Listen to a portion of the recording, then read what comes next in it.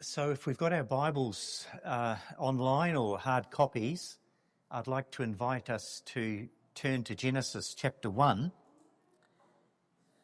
Genesis chapter 1.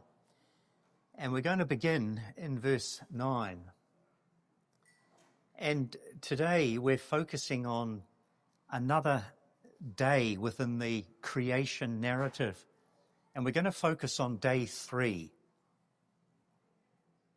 And the focus for day 3 are God creating the seas and dry land and seed-bearing grass and herbs and fruit trees.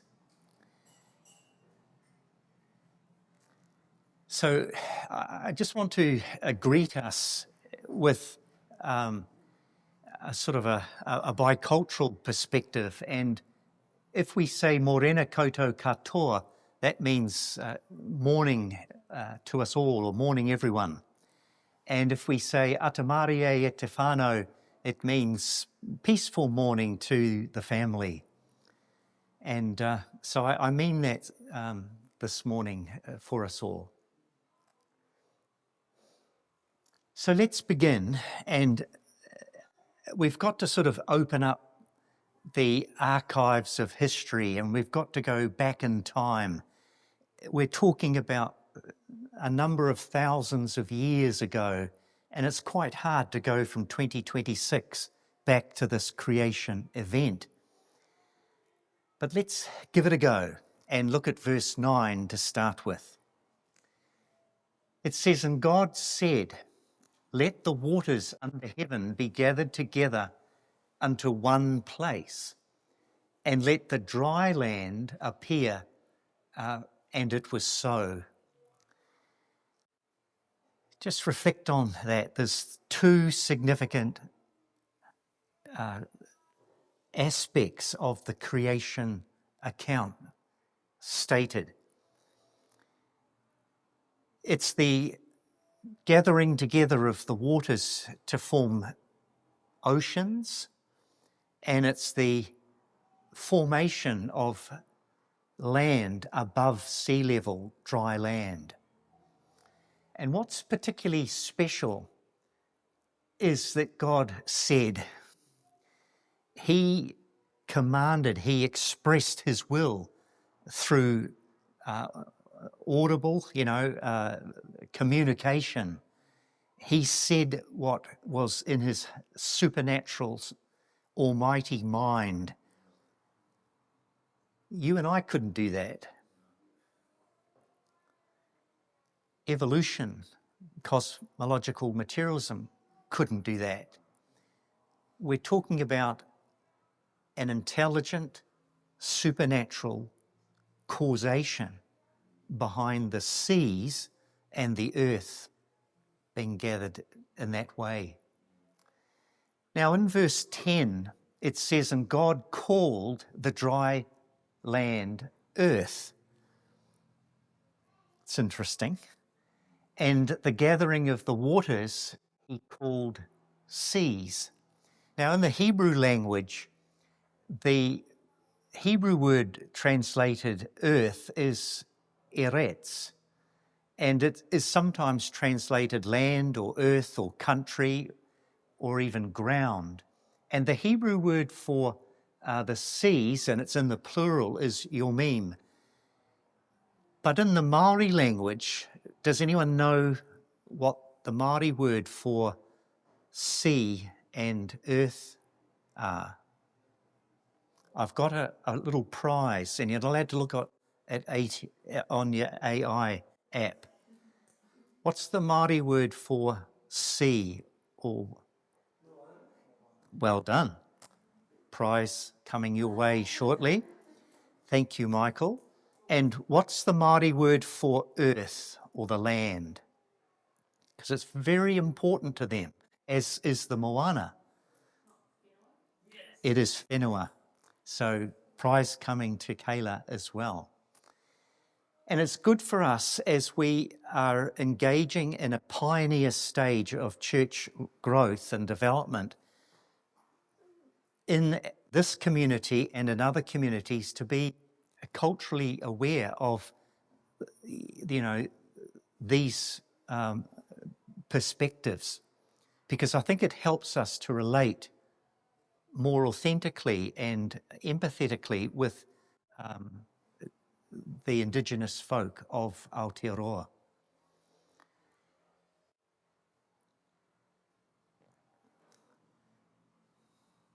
So in this picture here, you've got this amazing expanse of the ocean, and those of you who've been out on boats or kayaks will appreciate this. And you can see in the distance the land above the sea level. It's quite a momentous development in the history of our planet. But here's a question. Why are the seas so vital for life on Earth? I mean, this event of creating the seas, well, yeah, you could just say, oh, that's a whole bunch of water. What's the big deal? Well, actually, there is a big deal. Could someone share with us why the seas are so vital on day 3 for everything else that's going to be brought into existence? Can you think of one quality of the seas which make it vital for sustaining life on Earth? They give us the distance required from Australia. Okay. I'm going to remain very neutral on that because I've got relatives in Aussie. Is it part of the water supply? Fantastic. Exactly. So thank you, Cheryl. So, the water evaporates off the sea and condenses into the clouds and helps. It's a vital part of the hydrological cycle throughout the entire world. Why else is it important? You need somewhere for the fish to swim and all the different, All the marine life. And you think of how many people on Earth today are dependent on marine life. But there's another really significant issue. The temperature, the sea controls our climate? Absolutely, it does. It has a huge impact, Vaughan, and I commend you. That's fantastic. It is a huge regulator of global weather and climate conditions. But there's one more juicy one, and it's the oxygen production. Evidently, phytoplankton and algae and bacteria in the ocean produce 50% of the Earth's oxygen needs. Isn't that amazing? It's not to downgrade the importance of forests and vegetation, because they also produce oxygen during the daytime, during photosynthesis. But the sea life, these very tiny little creatures, living things throughout the ocean, provide a vital, sustainable, reusable provision of oxygen for our planet. And so, just in recapping, as Vaughan said, there's an incredible role in climate regulation.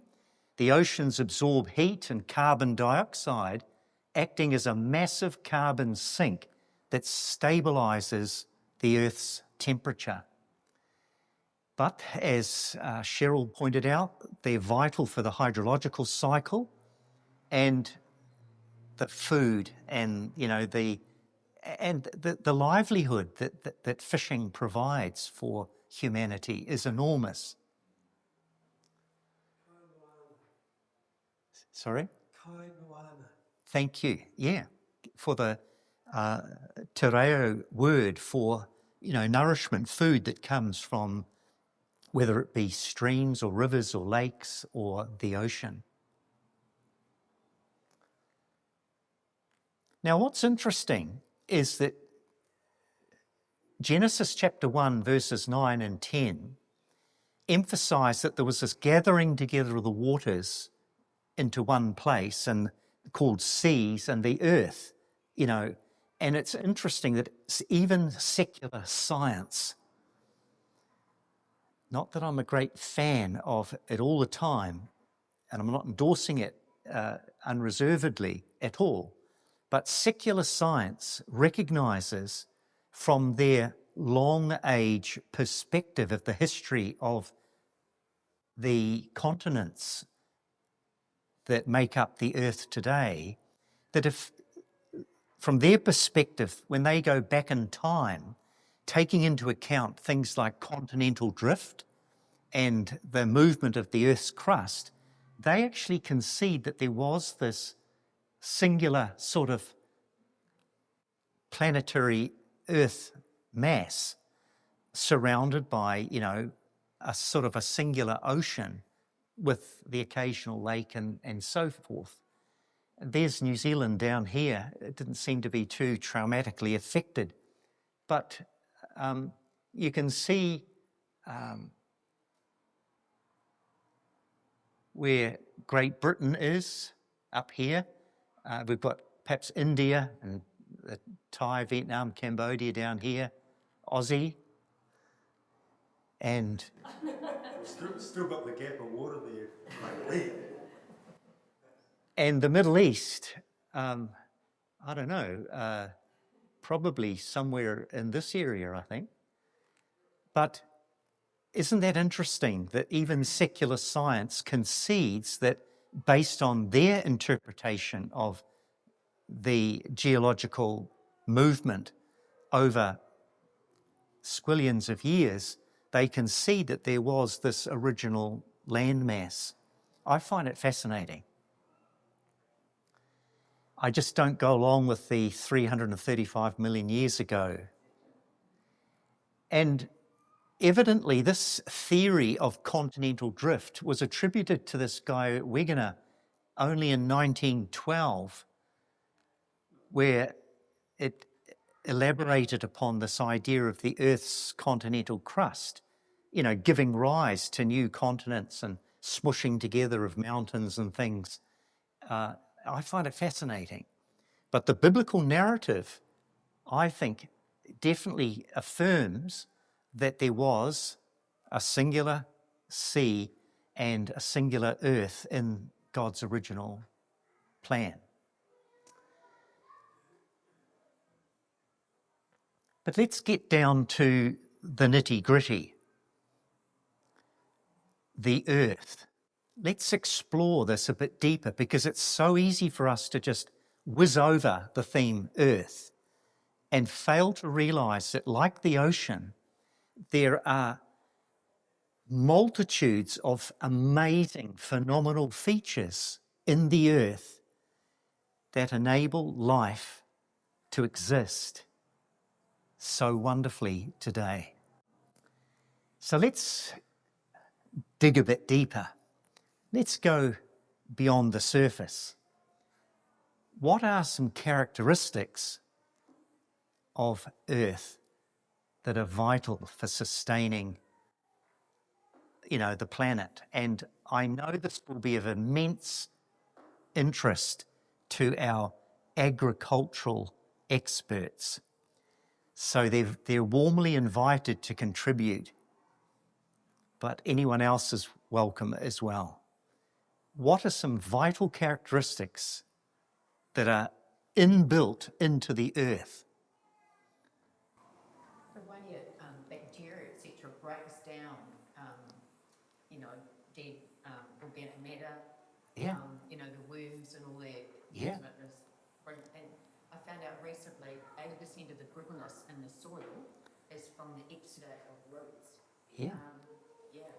Amazing. So, I mean, God's created all of that. Fantastic. I really appreciate that, because as Stephanie has said, there's so much more happening in the soil, in the earth, than we would perhaps casually imagine. We just think of, you know, a bit of soil, and we think, oh, you know, what's so special about a bit of soil? But actually, there are qualities, there are chemical, microorganism type features operating, cohabiting within the soil that enable the soil to remain soil and to be what it needs to be. God didn't just on day 3 create a whole bunch of dirt. It must be implied that there were conditions built into the quality of soil so that it could do what it was needed to do at the end of that day to sustain all the plant life and then the animals that were to come in day 5 and humanity on day 6. So I just want to hand around this so you can just get a bit of a closer look at and appreciate the wonder of soil, how it facilitates root growth. It facilitates the chemicals, the absorption of chemicals through the roots to nourish the life of the plant above. How on earth did those specific chemicals get into the earth to start with? How on earth did the earth get those chemicals in such a state that little fibrous roots could go, I want you, and those roots have never been to study science at university. They just know how to find. And it's so amazing. I just don't want us to have a glib, casual approach to this creation of earth. Any other thoughts? What else is in the soil that makes it so good? I just coughed. Interesting, because in the last few days I've been digging down into the earth, and in some places I think we've gone down probably about 8 metres. And it's absolutely fascinating. I've come across white sand. I've come across really orangey, crimsony looking rock. I've come across black stuff, like the colours and the layers as you go down, like metres and metres and metres under the ground. Some of it's softy, some of it's rock hard. Yeah. But it's incredible. Yeah. What's under there. It's not just all, it's amazing. And the layers and the colours. Yeah. Absolutely mind-blowing. Thank you very much, Vaughan. Well, these are just some of the main features of soil, and Stephanie and Vaughan have kind of hinted and contributed to this. Soil texture and structure, which is what you're referring to. In order for soil or earth to do its thing, it needs to have the right combination of sand, silt, and clay, and other earth characteristics. If it was all sand, you've got what? A desert, you know. And the proportions of these characteristics determines their ability to hold water, which is vital, and to hold the nutrients, which are vital. A healthy soil also allows airspace, pores to develop. And those porous aspects to soil make it a lot easier for our good old little plant, which is over here. You can see how the roots have spread into the soil so easily, because that topsoil is perfect for getting that germination process underway. If it was all rock solid, how on earth is the roots going to get anywhere?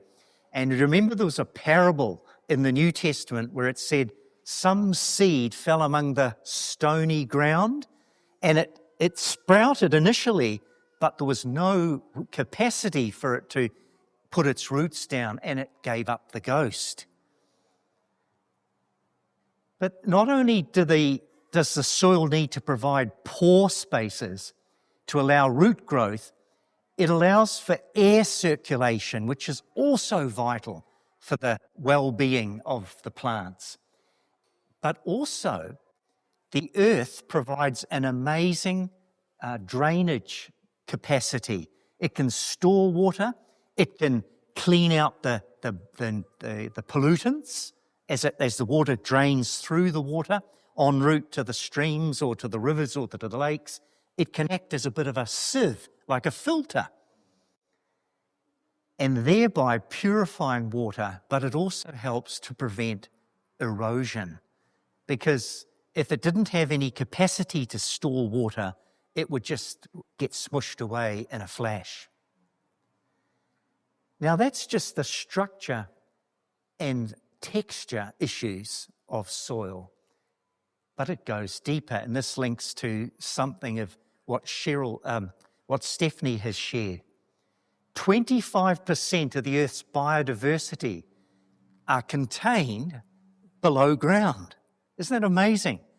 A quarter of the Earth's biodiversity, if you listed all the various living creatures, a quarter of them are located in the soil.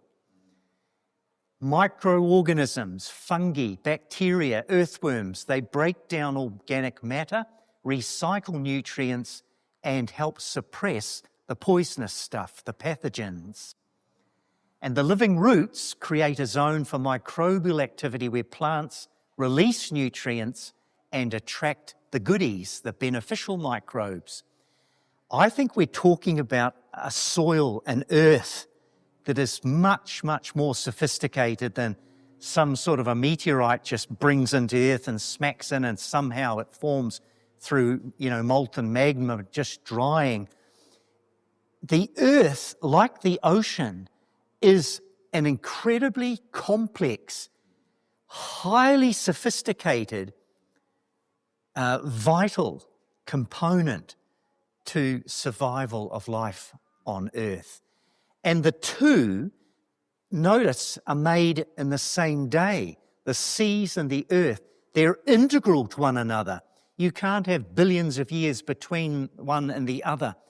They are integral to the success of what they do. I find it exciting. But it goes on. We haven't mentioned the chemical activity.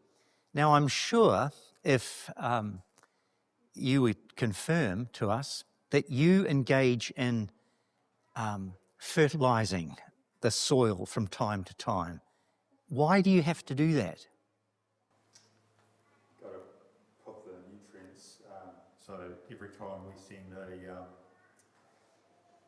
a fat load of milk out of the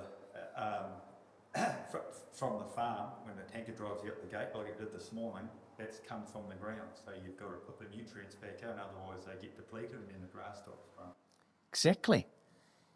And this is evidently something that the early colonial farmers had to learn in places like Canterbury, where they over-farmed the land with sheep and they weren't replacing the nutrients. And after about 7 or 8 or so years, suddenly the grass production is depleted, their stock numbers are unable to be sustained. And so this whole idea of, making sure that if you're going to do intensive farming and you're not going to let the land go fallow for a period of time, as mentioned in the Old Testament scriptures, they had like sabbatical breaks on the land for it to replenish its nutrients. If you're not going to do that and farm intensely, you've got to be aware of the chemical nutrients that are necessary for healthy growth in the soil. Now, when God created this soil, because on the same day he's going to produce grass and herbs and trees, I believe we can imply that he knew exactly what the chemical needs were of the plant life that was to come just hours later. And so we've got things like nitrogen, phosphorus, potassium, sulfur, calcium, magnesium. Man, I can't even remember all of the short forms of those chemicals from my chemistry days at high school, let alone understand what they could do. I mean, let's get real. Is this the result of chance, or is this somebody who knows about chemistry? And as I've mentioned earlier, the soil stores carbon and is involved in climate reg. It's incredible when you think of the intelligence that's needed to create the soil that can sustain plant life. And I popped this little visual in just so that the farmers in our community would appreciate the importance of God's creation, not only of the grass, but the soil that is vital to sustain the grass. And I think the cows are obviously quite happy and content as well.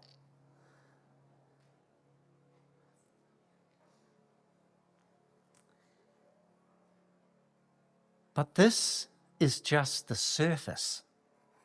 We're just talking about the first couple of meters of something that is over thousands of kilometres in depth through to the core.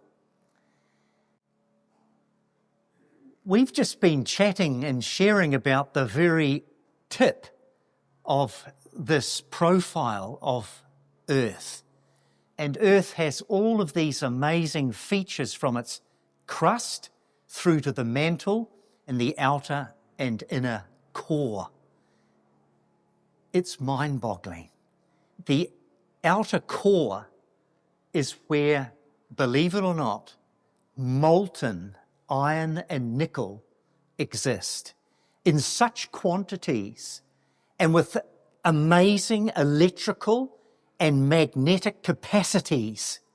And don't even ask me to explain what I mean by electrical and magnetic capacities. But they are responsible, that level is responsible for the formation of the magnetosphere, which penetrates over 60,000 kilometres in front of the Earth between the solar radiation of the sun, which is to be created next week by Zach in day 4.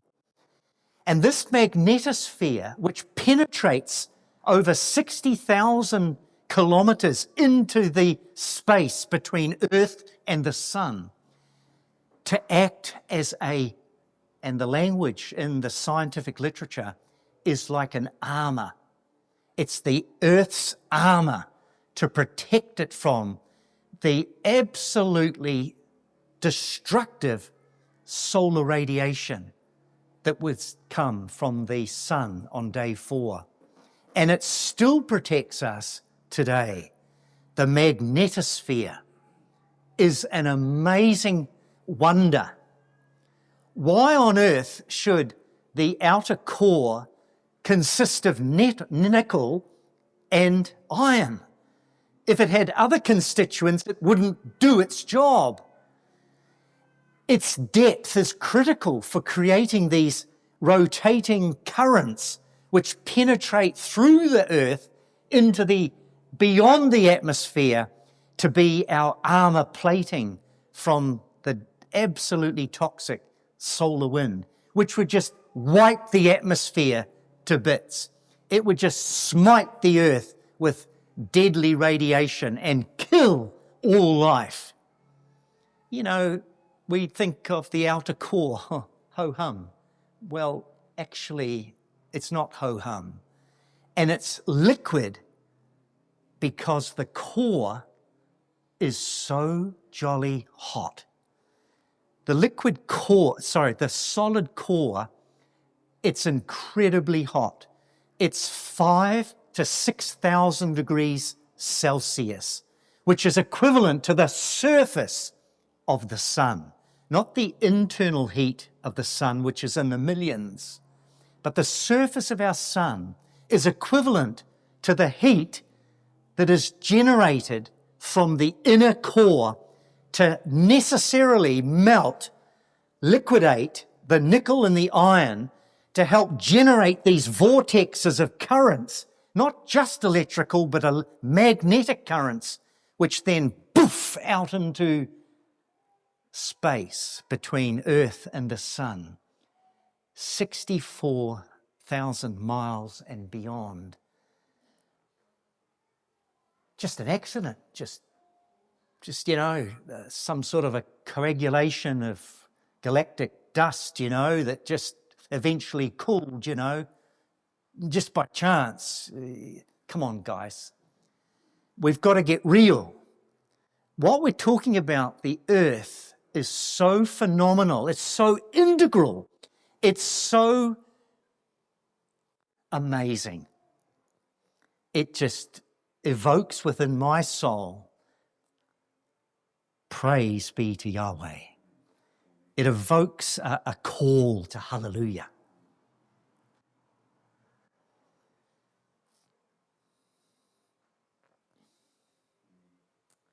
And if that wasn't enough, we need to realize that the earth is spherical. No disrespect to flat earthers, but my conviction is that it's spherical and that it is rotating on an axis in an orbit around the sun.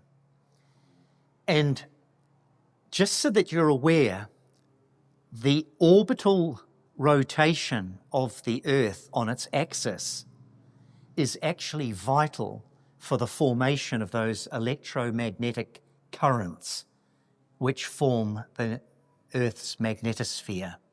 If the Earth was not spinning, they would not create these incredible currents which protect our Earth. I find it absolutely mind-boggling.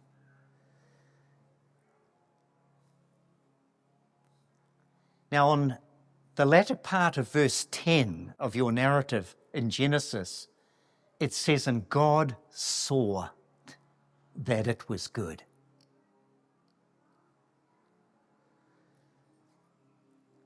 The verb there translated saw is this Hebrew word in the third person masculine singular form of that verb. It is emphasizing that the God who said and the God who saw that it was good is a singular divine person and being. Hallelujah. Now, this is supported by one of the songs of a king of Israel, King David. In Psalm 24 and verses 1 to 2, it says, the earth is Yahweh's, the Lord's, and the fullness thereof, the world and they that dwell therein. For he, not three, he founded it or laid its foundations upon the seas and established it upon the floods.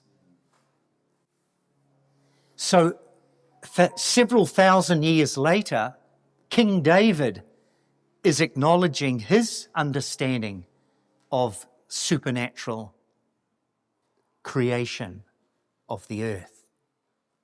And he's using it not just for teaching, but for celebration in song, because that's what a psalm is. A psalm is a song. And when we think about God's creation, it's a wonderful motivation to get the guitar out, to get the keyboard out, and to open up our hearts in song. The earth is the Lord's, and the fullness thereof. He founded it. Let's get the message out.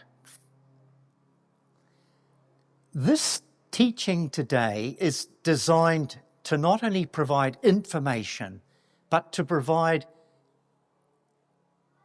scaffolding, capacity for each of us to share our faith with more confidence so that people don't just dismiss us because they think atheism is true or that cosmological materialism is true, but that we can provide a rational argument for creation and therefore the credibility of the God of creation and what he's done through his Son. It's fascinating that this quote from Psalms comes up twice in Paul's epistle to the 1 Corinthians. Twice he draws upon this teaching. So Paul's theology and understanding of the history of the earth was consistent. Would anyone like to ask a question or make a comment on this first part of the creation of day 3? So when you were talking about the magnetic field that comes out from the earth, has that got anything to do with those amazing lights? Correct. Yes. So when the solar particles, which are sort of highly charged plasma, come through different aspects of the radiation belts and the atmosphere, they do collide with I think it's the oxygen or part of is it the ozone or something within the atmosphere, and it creates these amazing australis borealis or whatever it is, the northern and southern lights. Yeah. Doesn't it say that on the new earth there will be no sea or ocean? Like it says somewhere, right, that the ocean will not be needed anymore? Yeah, it's a very juicy question, one which I'd love to have a corridor later, but suffice to say this, that what we are told about the millennial kingdom is that there's a river of water of life emerging from the throne of God. And so although the current seas will be no more, and to be quite honest, because of the pollution within the existing oceans, the plastics and all the other poisonous things, we wouldn't want those oceans continuing in their current state. What I would like to speculate is that there will be abundant water of life, provided from the very epicenter of God and his kingdom to nourish the entire earth. And how that outflows in terms of lakes or rivers or streams and the subsequent hydrological cycles, I'm sure God's got it all in hand. Yeah. I've heard from a Bible scholar that the sea there is symbolic, and I think it's something to do with evil. My mind's scrambling a little bit now, but it doesn't actually mean oceans. Maybe that's another explanation, I don't know. Yeah, and sometimes there are different interpretations because they find themselves with a blockage. They're not sure how to answer it, so they spiritualize the term. But I think you've got a wonderful testimony of the water of life flowing out of the throne of God, and everything's just flourishing. The tree of life for the healing of the nations. It's going to be a glorious kingdom. So the second part of day 3, it's a power-packed day 3. In verse 11a, would some kind soul like to read that for us, please? And God said, let the earth bring forth grass and the herb yielding seed. Thanks, Kayla. Just think of what's involved in that. This thing called grass. We have a very low esteem probably of grass if we're not a farmer. But if we are farmers, you have a very high esteem. I'm just going to pass some examples of grassy things that I picked up. Look at the seeds as you go. Look at the qualities of it. the structure of it in order to do what it needs to do. It's not something that honestly you just want to look and pass on to the next person too quickly. The physical structure of grass is absolutely phenomenal. It might be skinny, but it's incredibly strong. It might look very simple, but it's green before it goes brown. Why is it green? Why is the grass green? Pardon? Related to water? It's actually green, we're going to find out, because of these incredible things within it that enable it to do something with solar energy. Let's find out. When God created grass, it wasn't just they need some grass, those farmers, that are going to come on day 6.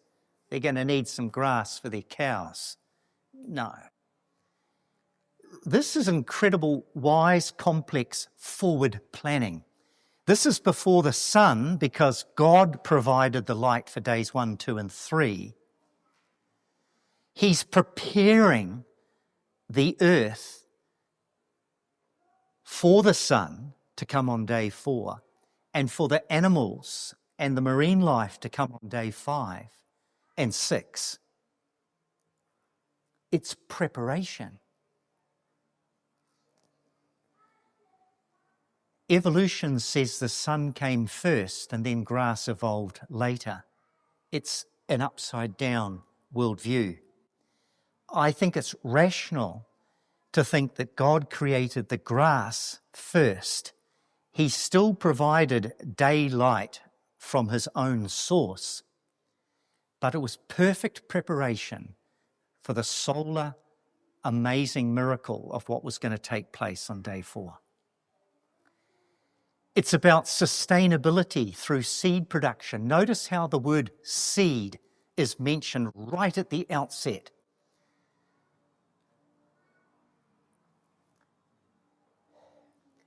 It's this built-in capacity for this thing called photosynthesis.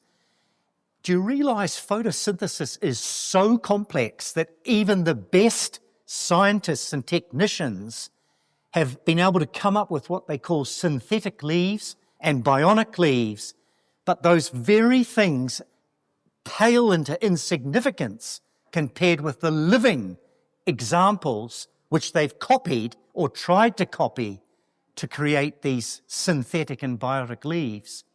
Synthetic and biotic leaves prove the existence of intelligence, the scientists and the technologists behind the formation of those synthetic products. How much more so does the green, these incredible little organelles within the chloroplasts, which are photoreceptive. They are designed to harness the solar light. I'm blown away, man. This is no joke. How on earth did a leaf develop that capacity by chance? Blind, brainless chance. It's incredible. And notice too that it's preparation for food for all the herbivorous creatures and humans that would come in day 6. Do you know that up until fairly recently, evolutionary textbooks told us that dinosaurs came before grass? In other words, grass came after the dinosaurs. But recent archaeological findings, paleontological findings, have found that dinosaurs show grass in dino dung. Not a great topic for lunch, but there it is. It's disproving the secular atheistic narrative. Grass came on day 3. Dinosaurs came on day 5 and 6. It also mentions herbs. God said, let the earth bring forth grass and herb yielding seeds. So can you just share with me briefly one herb that's your favourite, that you love, and why?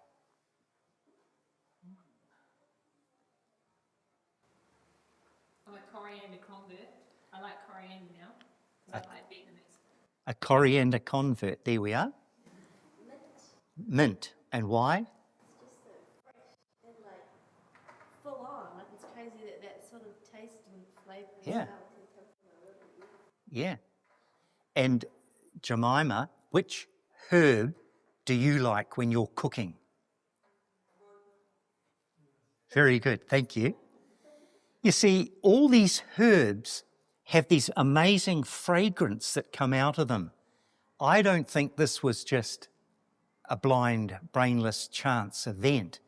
I think God is forward planning, not only for the needs of humans, but the little creatures that would get drawn to the different plants as well. I find seeds fascinating. Alistair, just one little thing. Yes. I heard that sage has the same sort of quality in it that psychiatric drugs, you know, for Mental health needs, Yeah. yeah. Yes. It's, and that's a whole juicy topic that we could look into, the medicinal properties built into the botanic world.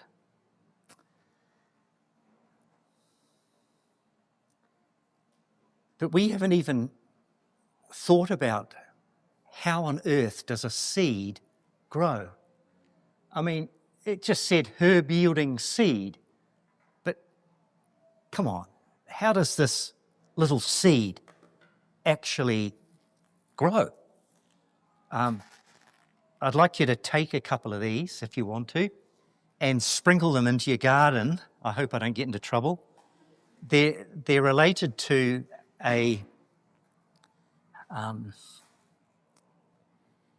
it's a beautiful plant that comes up that has what we call fire lilies at the top. So it has broad leaves and then this beautiful yellow, orange and red flower at the top. But how on earth does a seed do this? Just watch again. Once it reaches the climax, it'll restart again. There it goes. It's germinating. The root structure forms. It draws on the nourishment from the two halves of the seed before it starts photosynthesizing through the leaves. And it reaches up towards the sun. And come on, guys. How does all that get squished into a little thing called a seed? Well, this is anyone recognise the plant? It's an olive, off our olive tree, and there's the little seed. You can pass that around. Anyone recognise this? The agapanthus, and if you're a bit creative, you can split one of the seed pods and see the seeds inside. But you'll notice how there's flowers before the seed pod forms. It's phenomenal. Anyone recognise this one? It's a New Zealand native. Close. Starts with P. Oh, sorry, it is. It is the puri. Sorry, my apologies. I've had pūtakau in my brain. It's a puri from our property.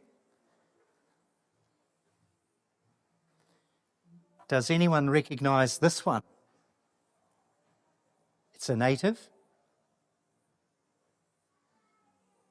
It gets the birds spread it around. And if you split open one of the seed pods, it's a karo. The karo, it's a bit like a pahutakawa. Karo.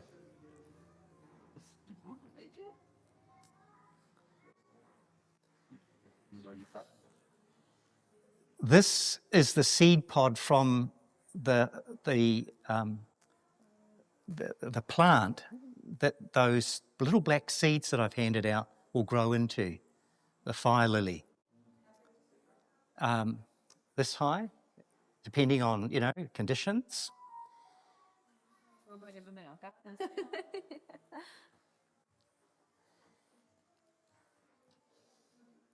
I just find this absolutely astounding. How does that information get planted into this tiny little seed? It's what we could call irreducible complexity. It is the minimizing of things to such a level that is humanly impossible to replicate. The information contained in that little fire lily seed is like a computer load of programming that when it's powered up and when the conditions are right and the water level is right, because they can postpone germination, they can go into sort of a sleep mode. And when the conditions are right, poof, they're activated. And it's like setting off a laptop full of its hard drive and software programming, but it's not dead like a laptop. It's living. And it can integrate with bees, and it can integrate with the sun, which is 300 million kilometres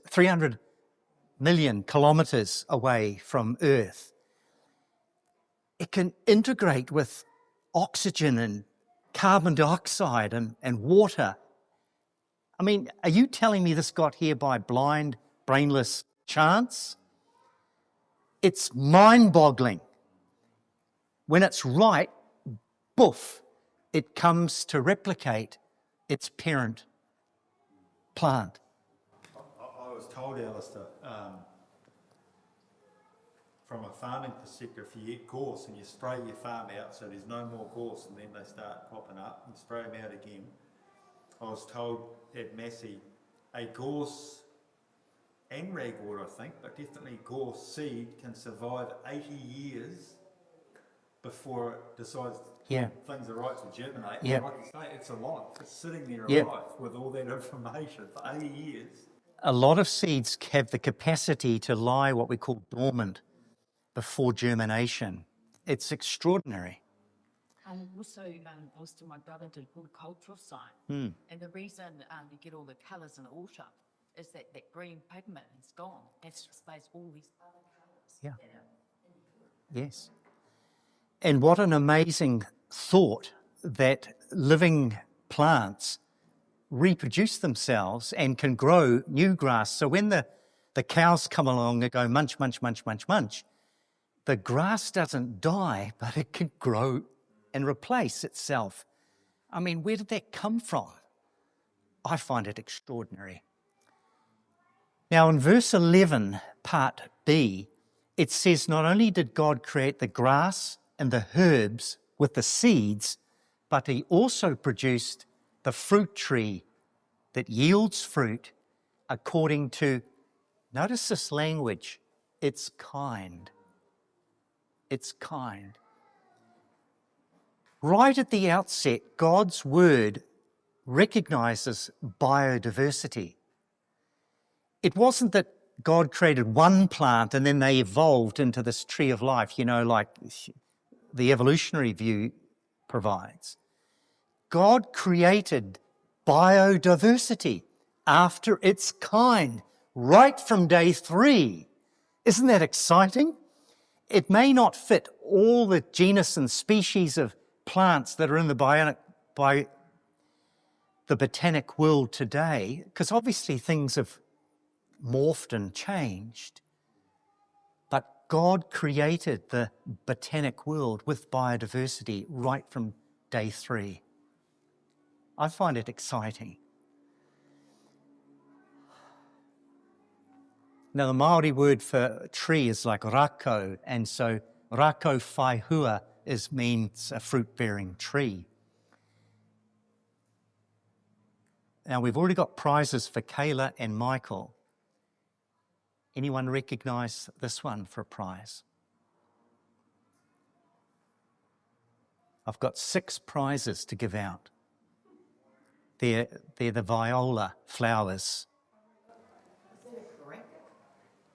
A date tree? Sorry? A date tree? Is it what? A date. A date. It is a bit like a date, but dates grow on a palm. They are a fruit, and it is, as Stephanie has said, it's the karaka. So the karaka is an incredibly important food source for Māori, and it is also, because of its qualities, pest and disease-free often. It's phenomenal. It has an incredibly long storage life. It's gluten-free for those who don't like gluten. And yet it's also got a toxin, the karakan toxin. So Māori would have to boil it. They'd soak it in the streams and get the toxin removed before they could ingest it. But of course, the keruru love it. We've got a nice karaka, which I planted about 20 years ago, and it's fruiting, or it has just finished fruiting. Anyone recognise this one? The bird is a keruru, but what's the fruit-bearing tree? Thank you for sharing that, Ewan. It's not actually a tawa, but there are similarities between some of the fruits of different trees, so I can understand how that could happen.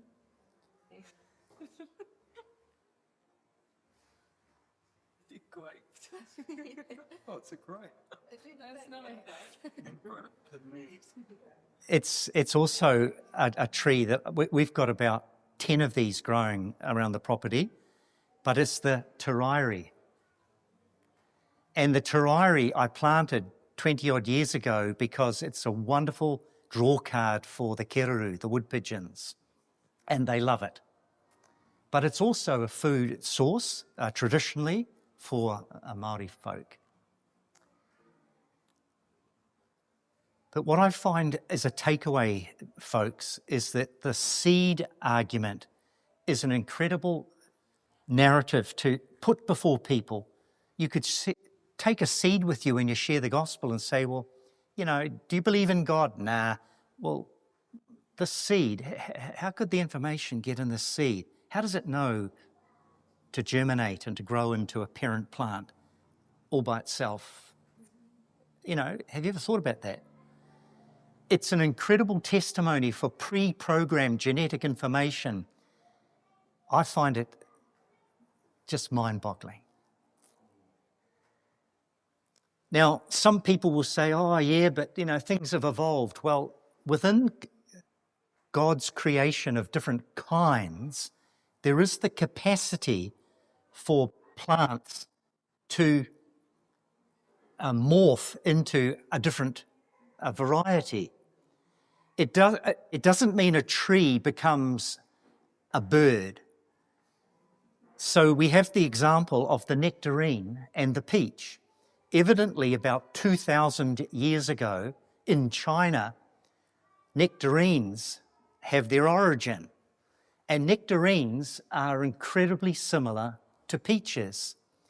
They're still of the peach kind, but there's a variety that developed. Same shape, same look.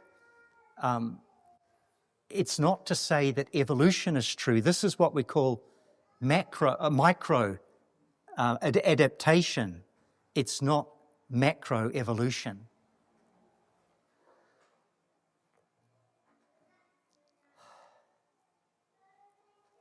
You see, when you're up against atheism, their perspective is this.